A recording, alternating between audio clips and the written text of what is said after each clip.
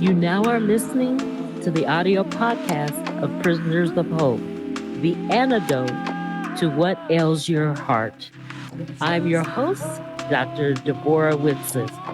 So come on in, pull up a chair, and open up your mind as you get ready to receive the download that hope will bring.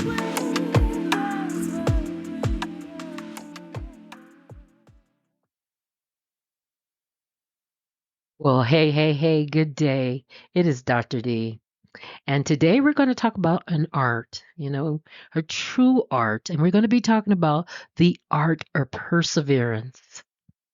In part one, we're going to look at what the word says about the topic. In part two of this series, I'm going to explore some strategies to help you strengthen your perseverance. If you look at the word perseverance, being dyslexic, I always like to dissect words. Look at the word. Look at the word perseverance. It has the word severe in it. That means on the outside, it looks like you're going an uphill battle, like the snail in the picture.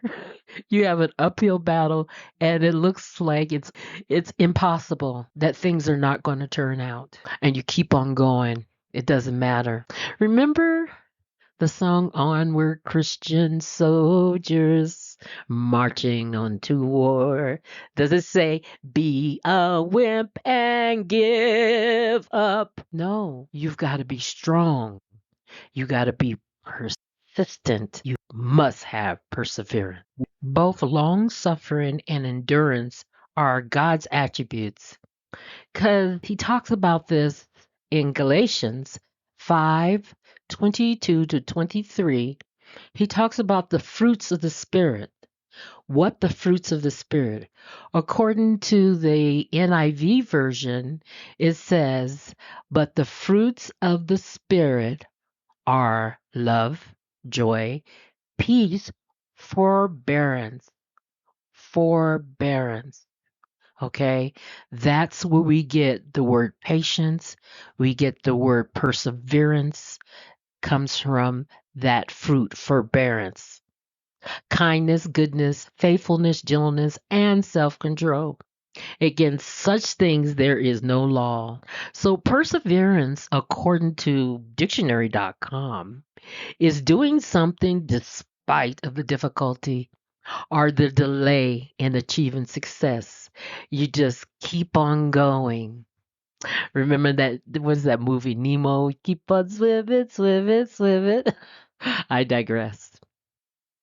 Another definition of perseverance I found was the to continue effort or to continue to achieve something despite of the difficulties or the failures or the opposition.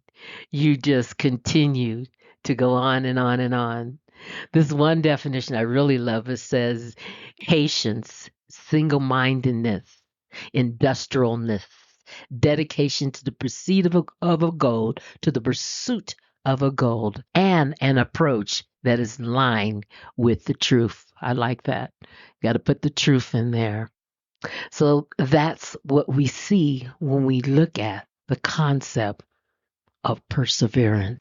So perseverance seems to be the key to success. Because you remember Jesus told the disciples to pray without ceasing, but they went to sleep. So that suggests that perseverance is very important to the character that God brings to the table. He's always the same. He will always, his word is always true, which means he's tenacious.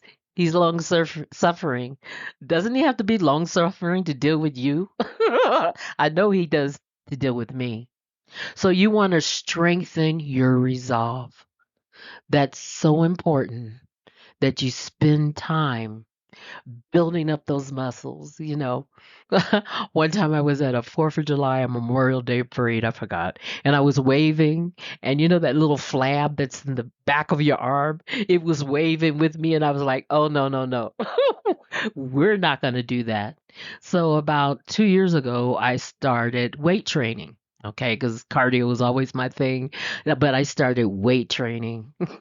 And I was out with a sleeveless top the other day, and one girl said, "My God, you got muscles." There was times I wanted to quit, but I kept on going. See, because that's one of the attributes of my God. And I want to be more like Jesus every day, don't you? That's of his attributes, to persevere. So there is good news, there is bad news, and then there's incredibly good news. You thought I was going to say the good, bad, and ugly, okay? Good news, bad news, and incredibly good news. The good news is that there is a purpose for your life. You don't have to believe it. Your belief is not a prereq for the truth. You don't have to believe it, but there is a predestinated purpose for your life. You were created for a purpose. Matter of fact, the Bible in Jeremiah 29:11 says that. NIV version says, "For I know the plans I have for you, declares the Lord, plans to prosper, and not to harm you, plans to give you hope and a future." I love that. So God he's not in it to harm you. He wants you to prosper. He wants your soul to prosper. He wants you to prosper. There's so many Christians that live, I'm saved. And tell your face, you don't have the joy. I am so happy. Well, why are you frowning? You should be living a victorious life. What is wrong with you? You're a daughter or a son of a king. You get to eat at the table. Jesus made that for you. He made that way. Let's talk about the bad news, okay? I promise you the good, the bad, and incredibly good. The bad news is that there is no way you could fulfill that purpose that God made you for on your own strength. There is no way you're going to do it all by yourself. No way. Matter of fact, the Bible in Philippians 2:13. Now I'm going to read this as the Amplified version. I really like this. It says, "For it is not your strength, but it is God who is effectively at work in you, in me, in them, both to will and to work." That is strengthening, energizing, creating in you the longing and the ability for your purpose, for his good pleasure. Wow. That's saying you could relax. You're not going to do it on your own strength. He knows that. And here's the incredibly good news. God knew this before time, before you were even created. Before you were created, I knew you. I consummated you to be a prophet to the nations. So the incredibly good news is that God knew this. Matter of fact, Matthew 6:8 says, "Your Father knows what you need before you ask him." Isn't that comforting? None of this is a surprise to God. Not a thing is a surprise to God that you're going through. Doesn't that give you comfort? It wraps a warm blanket around my heart because I've been through some things, and I think I'll put out a podcast about what I've been through. It's like it's not that I'm asking you to give me some cheese with my whining, but I want you to understand God was there the whole time, and He is no respecter of persons. He is going to be there for you. So there's nothing to be afraid of. God's got your back. Now think about that. How would you live your life if you really believe that God got my back? Think about that. Put that in the blender of your mind and think about that.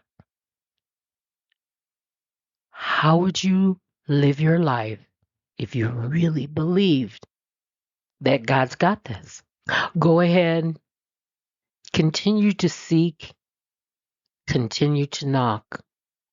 Persistently seek God's word and wisdom. Remember, one of the attributes of the Spirit, our God, is long suffering, forbearance, patience, perseverance. These are all synonyms. My prayer is that knowing what the word says about the fruit of perseverance will bring you hope for your future. Tune in next week when I'll cover some strategies you can use to strengthen this God giving gift. God bless. Until next time.